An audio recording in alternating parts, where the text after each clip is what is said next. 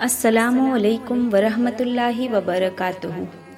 Ghibat has become a common practice in our society. Today, I will shed some light on ghibat and situations in which ghibat is permissible in Islam.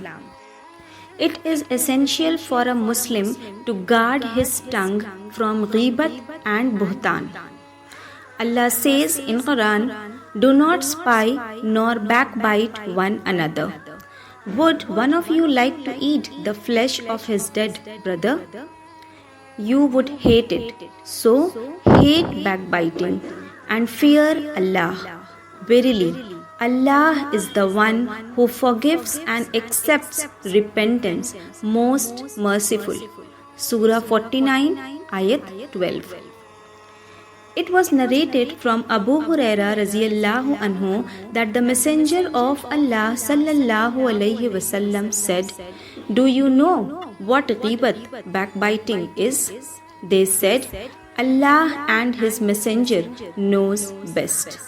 He said, "Saying something about your brother that he dislikes." It was said, "What if what I say about my brother is true?" He said, "If what you say is true, then you have backbitten about him. And if it is not true, then you have slandered him." Ghibat or backbiting means speaking about a Muslim in his absence and saying things that he would not like to have spread around or mentioned. Buhtan or slander means saying things about a Muslim that are not true, or in other words, telling lies about him. Everyone who does any kind of backbiting and slander has to repent and pray for forgiveness, and that is between him and Allah. If he knows that any of his words reached the person about whom he was speaking, then he should go to him and ask him to forgive him. But if he does not know, then he should not tell him. Rather, he should pray for forgiveness for him and make dua for him, and speak well of him in his absence, just as he spoke against him. It was narrated that Abu Huraira, may Allah be pleased with him, said, "The Messenger of Allah sallallahu alaihi wasallam said, whoever has wronged his brother with regard to his honor or anything else, let him seek his forgiveness today, before there will be no dinar and no dirham. And if he has any good deeds to his credit, they will be taken from him in a manner commensurate with the wrong he did. And if he has no good deeds, then some of his counterpart's bad deed will be taken and added to his burden." Let us understand the situations in which ghibat is permissible in Islam. Number 1. Complaining.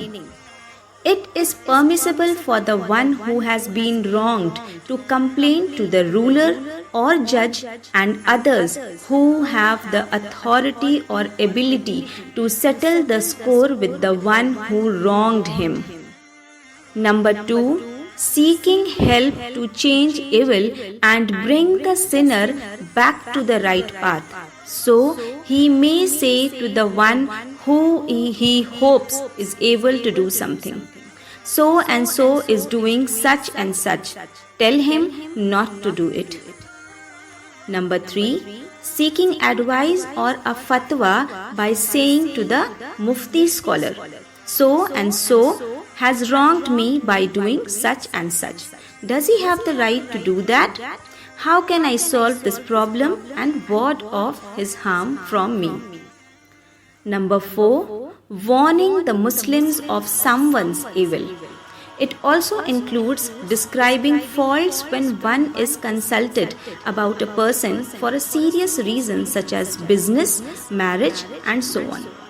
That also includes seeing someone buying faulty goods or someone keeping bad company. One should tell them about that by way of sincere advice, not with the aim of causing harm and spreading mischief. Number 5. If a person openly commits evil or follows innovation such as drinking alcohol and seizing people's wealth unlawfully, it is permissible to speak of what he is doing openly, but it is not permissible to speak against him any other way unless it is for another reason. Number 6. For identification. If someone is known by a nickname such as the dim-sighted one, or the blind man, or the one-eyed, or the lame one, it is permissible to identify him as such, but it is haram to mention that by way of belittling him, and if it is possible to identify him in some other way, that is always better. To summarize, criticizing is not ghibat in 6 cases. Number 1, complaining. Number 2, identifying. Number 3, warning.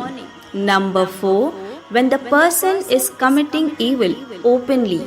Number 5, when advice is sought. And number 6, when one is asking for help in removing an evil. Backbiting of non-Muslim too is not allowed. Our Prophet Muhammad sallallahu alaihi wasallam said, "Whoever makes a snide comment to a zimmi, that is non-Muslim, whose protection is guaranteed by the Muslims, has earned hell." This indicates that if a non-Muslim is waging war against Muslims, in that case his backbiting is permissible.